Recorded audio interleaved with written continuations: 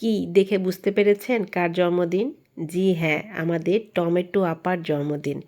আমি অবশ্য ওকে সবার আগে উইশ করেছি ওর বাসায় গিয়ে, সে ভিডিওটা পরে আসছে।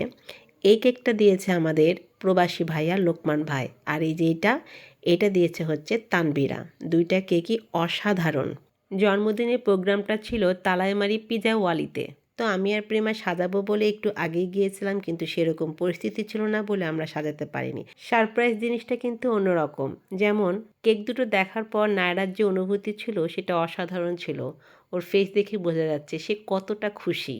তারপরে জন্মদিনে যা হয়, কেক কাটাকাটি, ছবি তোলাতুলি, হুড়োহুড়ি, পাড়াপাড়ি, ওই যে কী একটা বলে ফটাস ফটাস করে ফোটে, সেটা যখন প্রথমে আমরা ফাটালাম আমাদের দেখা দেখি কামাল ভাইও ফাটাবে, কিন্তু আমরা তো ফাটাই ফেলেছি।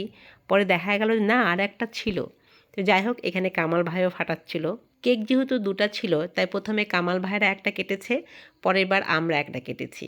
সবাই অনেক সুন্দর সুন্দর গিফট দিয়েছে, ফুল দিয়েছে। আমরা রাজশাহীর পক্ষ থেকে নায়রাকে একটা গিফট তুলে দিলাম। তারপরে সবাই যখন পিজা খাচ্ছিল আমি একটু সবার রিভিউ নিয়ে বেড়াচ্ছিলাম।